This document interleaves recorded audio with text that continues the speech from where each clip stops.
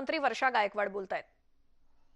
अशा तऱ्हेने घ्यावी या संदर्भामध्ये ती चर्चा होती आणि त्या ठिकाणी प्रत्येक राज्याने आपापलं म्हणणं जे आहे ते त्या ठिकाणी मांडण्याचं काम केलं आणि महाराष्ट्राच्या वतीने सुद्धा आम्ही आमचं म्हणणं मांडलं आणि या संदर्भामध्ये मंत्रिमंडळामध्ये आणि त्यांनी जे ऑप्शन दिले आहेत त्या संदर्भामध्ये मंत्रिमंडळामध्ये आम्ही येणाऱ्या काळामध्ये चर्चा करू। माझी माननीय मुख्यमंत्री महोदयांशी सुद्धा चर्चा झाली। आज त्यांची सकाळी टास्क फोर्सची जी आहे तुम्हालाही माहिती आहे की तिसऱ्या लहर असल्या संदर्भामधली बैठक चालू होती। त्यांनी मला सांगितलं की आपण सोमवारी भेटू आणि या विषयावरती आपण चर्चा करू येणाऱ्या 12वी संदर्भामध्ये आणि आम्ही हाच प्रयत्न करत आहोत की विद्यार्थ्यांचं हित आणि विद्यार्थ्यांचं आरोग्य याच्यामध्ये फिजिकल आणि त्यांचं मेंटल। तर आता आपल्यालाही सर्वांना माहिती की परीक्षा खूप वेळ चाललेला आहे, त्याच्यामुळे कुठे ना कुठे विद्यार्थ्यांमध्ये सुद्धा एक संभ्रमाचं आणि घबराटीचं वातावरण आहे आणि म्हणून विद्यार्थ्याचं हित बघून आणि त्याचं सुरक्षितता बघूनच या संदर्भामधले निर्णय घेतले गेले पाहिजेत। वॅक्सिनेशन संदर्भात सुद्धा आम्ही त्या ठिकाणी सांगितलं की वॅक्सिनेशन सुद्धा मोठ्या प्रमाणामध्ये व्हायला पाहिजे। अशा तऱ्हेचं आम्ही ज्या आमच्या सूचना होत्या त्या आम्ही त्या ठिकाणी केंद्रीय मंत्रिमंडळासमोर ठेवल्या आणि येणाऱ्या काळामध्ये आम्ही माननीय मुख्यमंत्री महोदयांबरोबर सुद्धा या विषयावर आणि मंत्रिमंडळाच्या सहकार्याबरोबर आम्ही आमच्या चर्चा करणार आहोत आणि येणाऱ्या काळामध्ये तुमच्यासमोर आम्ही येऊ सांगू। पण एकंदरीत प्राथमिक लेवलला काय परीक्षा घ्यावी की नाही असं काय ठरतंय किंवा असं काही तुमचं डोळा दिसत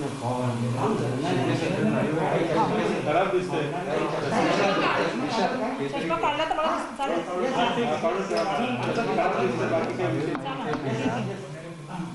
प्राथमिक लेवलला आपण तयार आहोत म्हणजे परीक्षा घेण्यासाठी विद्यार्थ्यांची मानसिकता आहे का परीक्षा नाही। आता आपणही सगळेजण जाणता की ज्या तऱ्हेची परिस्थिती आहे आणि तिसऱ्या लाटे संदर्भामध्ये आपण सगळे चर्चा करत आहोत आणि त्याच्यामध्ये सगळ्यात जास्त सांगितलं जातं की जो इम्पॅक्ट होणार आहे तो लहान मुलांवरती होणार आहे। आज कुटुंबामध्ये सुद्धा आपण बघत आहोत की मोठ्या प्रमाणामध्ये एक भीतीचं वातावरण आहे। ज्या कुटुंबामध्ये समजा एखादा पॉझिटिव्ह व्यक्ती रुग्ण आला तर त्या कुटुंबामधल्या विद्यार्थ्याची मानसिकता काय हे आपल्या सर्वांना समजू शकतो, कारण आपण सगळेजण या ठिकाणी परिस्थिती पाहत आहोत। मी सुद्धा घरामध्ये ही परिस्थिती पाहिलेली आहे आणि त्यामुळे आम्ही हेच त्यांना सांगितलं की आपल्याला हे करत असताना मुलाची मानसिकता समजून गेली पाहिजे। 1.5 वर्षापासून मुलं ह्या परीक्षेसाठी तयारी करत आहेत आणि सातत्याने मुलांमध्ये संभ्रमाचं वातावरण आहे आणि हे करत असताना सगळ्यात महत्त्वाची गोष्ट म्हणजे सुरक्षितता कशी राहील, त्यासाठी लागणारं मोठ्या प्रमाणामध्ये लॉजिस्टिक असेल, त्याचं व्यवस्थापन कसं लागेल। कारण आपल्याकडे CBSEची 25,000 मुलं आहेत, परंतु आपले जे बोर्डाची मुलं आहेत HSC बोर्डाची ती जवळपास 14 लाखाहून अधिक विद्यार्थी आहेत आणि त्यामुळे कुठलीही गोष्ट करत असताना ती पूर्णपणे सुरक्षित वातावरणात केली गेली पाहिजे। मुलांना जे आहे ते जसं मी सांगितलं की दोन्ही तऱ्हेचं जे आहे ते मार्गदर्शन आणि त्या तऱ्हेचं वातावरण निर्माण केलं पाहिजे आणि त्यासाठी सगळ्यात महत्त्वाची जर गोष्ट कुठली असेल तर वॅक्सिनेशन आहे। तर केंद्र सरकारने जास्त प्रमाणामध्ये वॅक्सिन द्यावे आणि मुलांचं आणि काम करणाऱ्या लोकांचा विचार करावा। त्यामुळे तोपर्यंत आमचं असं म्हणणं होतं की ह्या संदर्भामध्ये निर्णय घेत असताना आम्ही परिस्थिती बघू। तुम्ही 1 महिन्यानंतर परीक्षाबद्दल बोलता आहात, त्यावेळेची परिस्थिती काय असेल महाराष्ट्रामध्ये, कारण आज आपण सगळेजण जाणताय लॉकडाऊन आहे, उद्या विद्यार्थ्यांना यायचं म्हटलं तर कशा तऱ्हेने येणार, 1 महिन्यानंतर काय परिस्थिती असेल त्या परिस्थितीचा आम्हाला अभ्यास करावा लागेल। त्यामुळे हे सगळे निर्णय घेत असताना आम्हाला पूर्ण काळजी करून आणि पूर्ण विद्यार्थ्यांचं हित आणि देशाचं हित घेऊन तुम्ही निर्णय घेतला पाहिजे आणि त्या पालकांची मनस्थिती आपण समजली पाहिजे असं आम्ही सांगितलं। 12वी CBSEच्या निर्णयानंतर आपल्या स्टेट बोर्डाचा निर्णय होईल। आम्ही या काळामध्येच माननीय मुख्यमंत्री महोदयांशी मागच्या मंत्रिमंडळाच्या बैठकीमध्ये आमची चर्चा झाली होती आणि त्यावेळी त्यांनी सांगितलं होतं की ते दौऱ्यावरती जाणार होते। आपल्यालाही माहिती आहे जे वादळामध्ये झालेलं नुकसान ज्या संदर्भात ते दौरा करणार होते, त्याच्यानंतर त्यांनी आम्हाला सांगितलं होतं की बैठक देतील। आज सुद्धा माझं सकाळी त्यांच्याशी बोलणं झालेलं आहे। ते मला म्हणाले की आम्ही तुम्हाला 1-2 दिवसामध्ये बैठक देतो, तर येणाऱ्या 2 दिवसामध्ये आमची बैठक होईल आणि मंत्रिमंडळासुद्धा आम्ही ह्या गोष्टी घेऊन जाऊ आणि जसं आपल्या सर्वांना माहिती आहे माननीय उच्च न्यायालयातसुद्धा आम्ही आमचं म्हणणं मांडू की ही करोनाची परिस्थिती ही असाधारण अशी परिस्थिती आहे। अशा परिस्थितीमध्ये मुलांना सुरक्षित वातावरण कसं देता येईल आणि पुढच्या वर्षी मुलांचं शैक्षणिक नुकसान होऊ नये यासाठी आम्ही प्रयत्नशील आहोत असं मला शेवटचा प्रश्न 10वी बद्दल ज्या प्रकारे उच्च न्यायालयात याचिका सुरू आहे, काय पर्याय शिक्षण विभाग विचारत आहे? एक परीक्षा घ्यावी वेगळी अशा प्रकारचं आहे की रद्दवरच ठाम आहे? नाही, असं आहे की माननीय उच्च न्यायालयाला आम्ही आमचं म्हणणं सांगू, आमच्या माध्यमातून AG त्यांचं म्हणणं मांडतील आणि मला असं वाटतं की आम्ही ही जी परिस्थिती निर्माण झालेली ही असाधारण अशी परिस्थिती आहे। कोणीच विचार केला नव्हता की अशा तऱ्हेची परिस्थिती निर्माण होईल। पहिल्या लाटेमध्ये आपल्याला वेगळं वाटलं होतं, दुसऱ्या लाटेमध्ये आपल्याला वाटलं होतं कदाचित ती त्याच्यापेक्षा कमी असेल, परंतु आपण आज परिस्थिती बघतोय की तो स्ट्रेन खूप मोठ्या प्रमाणामध्ये लोकांमध्ये आज खूप मोठ्या प्रमाणामध्ये पॅनिकिंग निर्माण करत आहे आणि अशा वेळेला तिसरी लाटेबद्दल आपण चर्चा करतोय, ती सुद्धा मुलांच्या बाबतीमध्ये होते। कारण पहिल्या लाटेमध्ये मुलं नव्हती, पण दुसऱ्या आणि तिसऱ्या लाटेमध्ये आता मुलांवर याचा इम्पॅक्ट व्हायला लागला आहे आणि म्हणून आम्ही कोर्टाला आमची बाजू सांगू।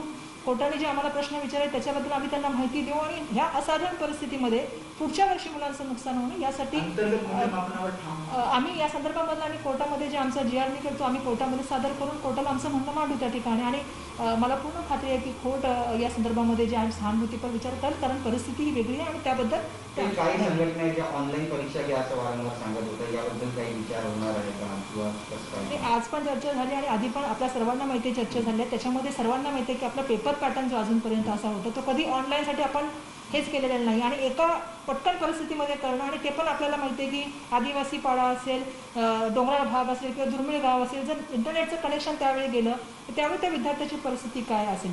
आणि म्हणून आम्ही खूप साऱ्या गोष्टींचा या ठिकाणी विचार करतो आणि आमचा हाच प्रयत्न राहतो की पुढच्या वर्षी कसं करून मुलाला त्याचं नुकसान होऊ नये. मागच्या वर्षामध्ये पूर्ण शैक्षणिक जर आपण बघितलं तर खूप मुलांच्या जीवनामध्ये कधी त्यांनी विचार केला नव्हता मोबाईलच्या माध्यमातून शिकावं लागेल, कधी त्यांना परीक्षेच्या बाबतीमध्ये हा विचार केला नव्हता, परंतु असाधारण परिस्थितीमध्ये असाधारण निर्णय त्यावेळी घेतले गेले.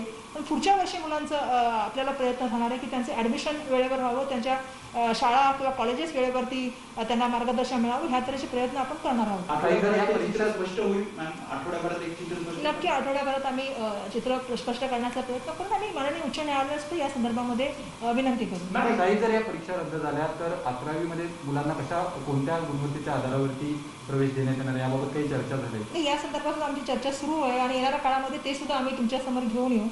आमच्या 1-2 फेऱ्या झालेल्या आहेत. आम्ही तज्ज्ञांशी चर्चा करतो, आमची माननीय एजन्सीशी या विषयावर चर्चा, सगळ्या विषयावर चर्चा करून आम्ही असेच प्रयत्न करतो की याच्यामुळे मुलांचं शैक्षणिक पण नुकसान होऊ नये, पण त्यांची आरोग्य जे आहे ते सगळ्यात पहिलं सुरक्षित राहिलं पाहिजे. आमची प्राथमिकता विद्यार्थ्यांचं आरोग्य आहे आणि पालकामध्ये असलेलं एक भीतीचं वातावरण आहे, संभ्राचं वातावरण ते दूर करणं ही आमची प्राथमिकता आहे. हिंदी में जानना चाहेंगे, आज जो मीटिंग हुई है CBSE को लेकर, किन बिंदुओं पे चर्चा हुई है और सरकार की क्या भूमिका है CBSE एग्जाम को लेकर? CBSE की जो आज हमारी चर्चा हो गई थी उसमें माननीय केंद्रीय मंत्री राजनाथ सिंह जी थे, शिक्षण मंत्री थे, प्रकाश जावड़ेकर जी थे, स्मृति ईरानी जी थी और बहुत सारे राज्यों के मुख्यमंत्री थे और उप मुख्यमंत्री और सब शिक्षा मंत्री और शिक्षा सचिव इस मीटिंग में थे. और चर्चा इसी बात पे थी कि किस तरह से आने वाली CBSE के एग्जामिनेशन को जाना है. तो हमने वही कहा है कि आपको राज्य की परिस्थिति को आपको ध्यान में रखना पड़ेगा. और जिस तरह से हमारी सबसे बड़ी देश की प्राथमिकता आज ये है कि जो आज ट्रेंड जो आ रहा है वो पहला स्ट्रेन से आज का स्ट्रेन अलग है. और तीसरा हम लोग जो बात कर रहे हैं उसके लिए भी हमें प्रिपेयर्ड होना चाहिए. उसका सबसे ज़्यादा इम्पैक्ट अगर किसी पे होने वाला है तो बच्चों पे होने वाला है. माननीय मुख्यमंत्री जी आज टास्क फोर्स की मीटिंग ले रहे हैं जिसमें इसी पे चर्चा चल रही है. तो हमने उनको वही कहा कि हमें पूरे सुरक्षित वातावरण बच्चों को देना होगा. हमारे लिए सबसे बड़ी प्राथमिकता अगर कुछ है तो बच्चों की हेल्थ है. आज बच्चे 1.5 साल से आप सभी लोगों को मालूम है कि परीक्षा की तैयारी कर रहे हैं. पेरेंट्स में कहीं ना कहीं एक संभ्रम की भावना है. तो हमें ऐसे ही कुछ सोल्यूशन पे जाना पड़ेगा जो बच्चों के हित में हो. सेंट्रल एग्जाम को लेकर जिस तरह से पिटीशन फाइल की है उसको लेकर सरकार की क्या भूमिका है? कहीं ना कहीं और विकल्प सरकार खोज रही है जहाँ तक 10th स्टैंडर्ड के एग्जामिनेशन की बात हो. आगे जिस तरह से प्रमोट किया गया है तो ग्रेडिंग सिस्टम को प्रमोट किया जाएगा, फिर कोई और विकल्प है सरकार के पास? नहीं, जिस तरह से आप पूछ रहे हैं कि माननीय उच्च न्यायालय को हम भी बताएंगे कि ये जो परिस्थिति पिछले पूरे साल में रही तो पूरी असाधारण परिस्थितियाँ रही. हमने अलग अलग माध्यम से स्कूल में बच्चों को पढ़ाने की शुरुआत की. आपको भी मालूम है स्कूल शुरू हो गए लेकिन कई जगहों पे स्कूल भी शुरू नहीं हो पाए. लेकिन ऐसे असाधारण परिस्थितियों में जिस तरह से क्या हम सोल्यूशन लेके जा सकते हैं वो हम माननीय उच्च न्यायालय के सामने बात रखेंगे. कोविड परिस्थितियाँ हैं, सेकेंड लहर चल रही है, थर्ड लहर की बात हो रही है. ऐसे सिचुएशन में बच्चों की हेल्थ रखना और बच्चों को सुरक्षित वातावरण देना ये सरकार की जिम्मेदारी है. और वो कोर्ट के सामने अपनी बाजू रख देंगे. और हमारी इस मामले में AGG से भी बात हुई तो वो हमारी बात कोर्ट के सामने रख देंगे. और जिस तरह से हमें इवैल्यूएशन करना है, जो भी करना है कोर्ट के सामने रखने के बाद हम आप सबके पास आ जाएंगे. धन्यवाद. शिक्षण मंत्री वर्षा गायकवाड बोलत होत्या आणि 10वीच्या परीक्षेसंदर्भात अद्याप कोणताही निर्णय झालेला नाही. मात्र आजची जी केंद्रीय नेत्यांसोबत 12वीच्या परीक्षेसंदर्भात बैठक झाली त्या बाबतीत सुद्धा अद्याप तसा कोणताही ठोस निर्णय झालेला नाही. 10वीच्या परीक्षेबाबत राज्यामध्ये मुख्यमंत्र्यांसोबत बैठक होणार आहे, चर्चा केली जाणार आहे. त्यानंतर विद्यार्थ्यांचं हित लक्षात घेऊनच योग्य तो निर्णय घेऊ. सध्याची परिस्थिती आपल्याला माहिती आहे आणि त्याच संदर्भात विद्यार्थ्यांच्या आरोग्याच्या दृष्टीने योग्य असा निर्णय घेऊनच 10वी आणि 12वीच्या परीक्षेसंदर्भात निर्णय घेतला जाईल असं वर्षा गायकवाड यांनी सांगितलंय. आणि या बातमीसोबतच वेळ झाली आहे या बुलेटिनमध्ये इथेच थांबण्याची. मात्र तुम्ही पाहत राहा न्यूज 18 लोकमत.